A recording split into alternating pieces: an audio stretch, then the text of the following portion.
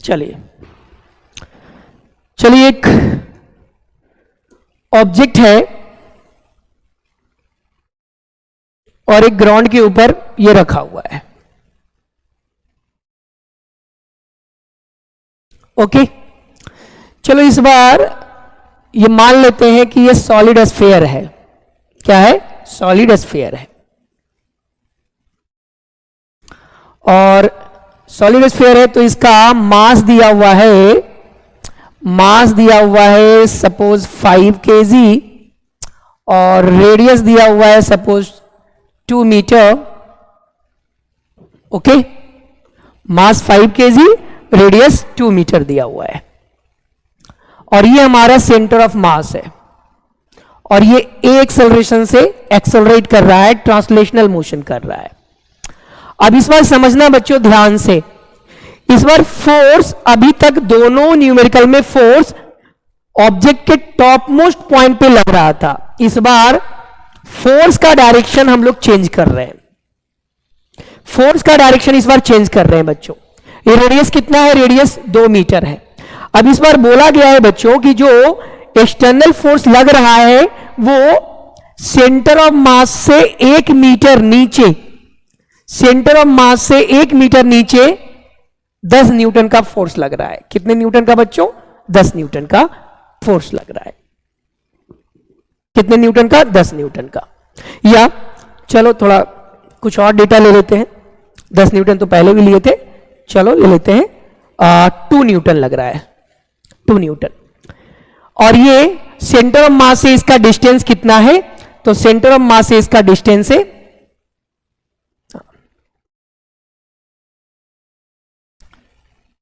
ये centre of mass है और सेंटर ऑफ मास से इसका डिस्टेंस है बच्चों 1 मीटर, 1 मीटर।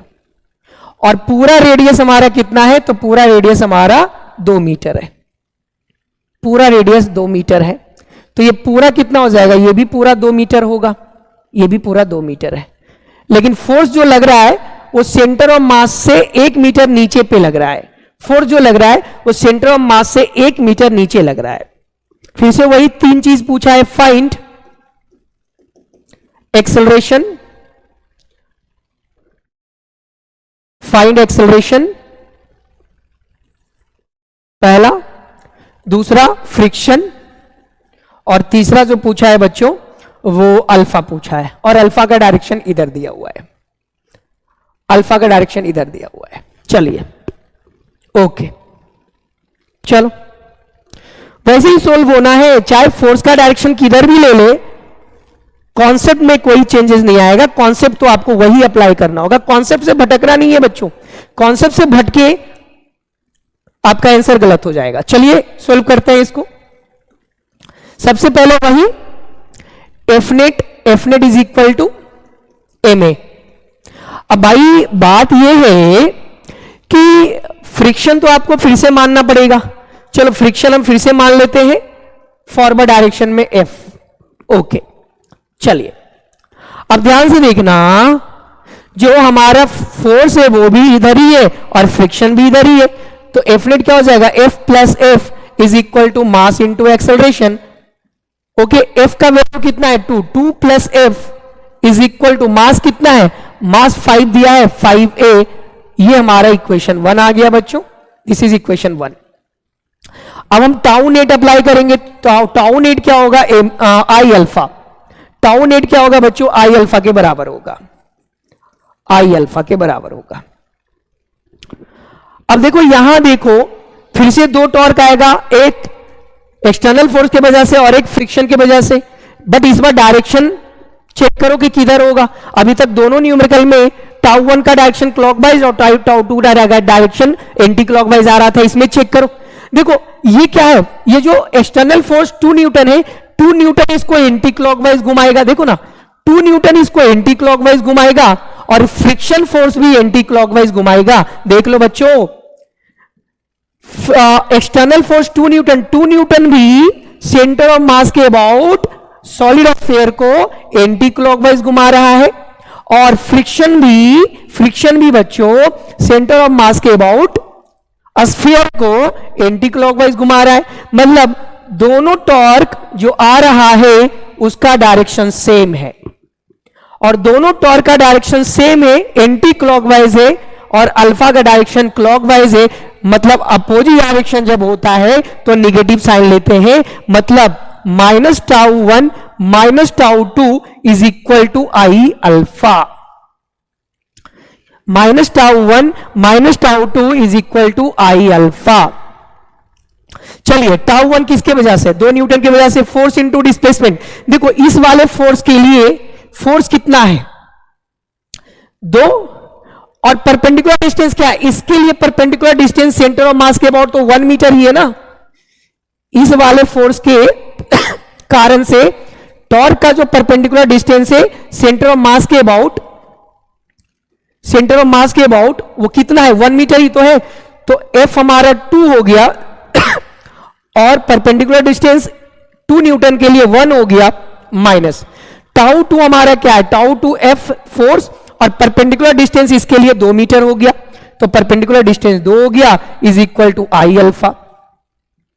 तो यहां से क्या हो गया, -2 F is equal to I, solid है, सॉलिड का मोमेंट ऑफ इनर्शिया 2/5 a हमारा स्क्वायर होता है, सॉलिड का मोमेंट ऑफ इनर्शिया 2/5 a हमारा स्क्वायर, और हम जानते हैं a is equal to alpha r, तो alpha is equal to a/r। ये हमारा इक्वेशन 3 हो गया। तो यहां से हम लोग अल्फा का वैल्यू क्या रख देंगे, a/r।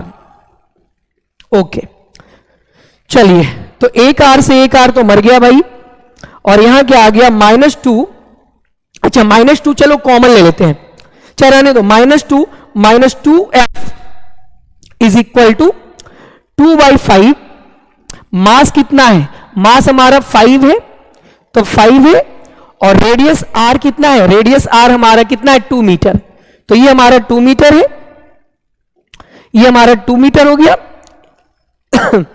2 और इंटू a, तो 5 से 5 कट गया, और यहां से अगर मैं यहां से 2 कॉमन लेता हूं, तो 2 कॉमन लेता हूं तो 2 से 2 भी कटेगा, एक 2, तो यहां क्या बचेगा, -1 minus F is equal to, एक 2 तो कट गया, तो 2a बचेगा, क्या बचेगा, 2a बचेगा।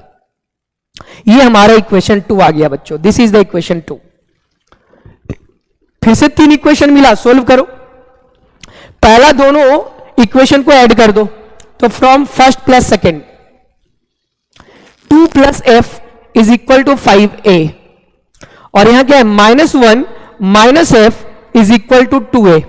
हम ऐड कर रहे हैं तो ये F कट जाएगा, 2 minus 1 is equal to 7a, 1 is equal to 7a, तो a is equal to 1/7 metre per second square. तो एक्सेलरेशन कितना आ गया, 1/7 metre per second square.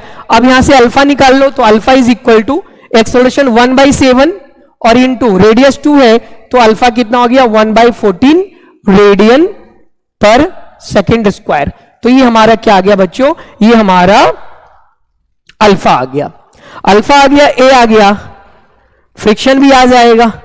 Equation first से फ्रिक्शन निकाल लो आप, तो ये हमारा 2 प्लस एफ हो गया, 2 plus F is equal to 5a, कितना है, तो एक्सेलरेशन है 1/7, तो यहां से हमारा क्या हो गया, यहां से हो गया f is equal to 5/7 minus 2, देखो ना 5/7 माइनस 2, तो यहां से क्या हो गया 5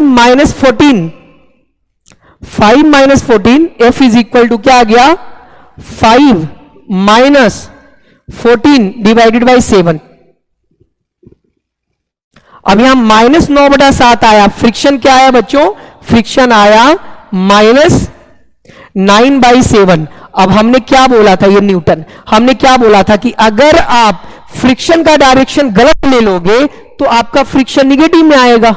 इसका मतलब फ्रिक्शन इस बार निगेटिव आया है, इसका मतलब जिधर हम फ्रिक्शन लिए हैं बच्चों, एक्चुअली में फ्रिक्शन का डायरेक्शन उसके अपोजिट होना चाहिए, तो एक्चुअली में फ्रिक्शन का डायरेक्शन इधर होना चाहिए था। बट मैग्नीट्यूड वाइज तो हम कितना लिखेंगे, मैग्नीट्यूड वाइज तो हम लोग 9/7 न्यूटन ही तो लिखेंगे ना।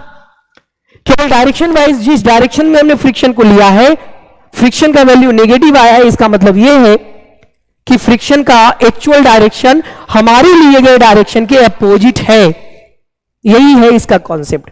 तो आई होप आपको समझ में आया होगा। तो काफी टाइम हो गया है, तो आज का लेक्चर यहीं पे हम लोग क्लोज करते हैं। इसके आगे नेक्स्ट क्लास में हम लोग बात करेंगे। तब तक के लिए bye, take care, thank you.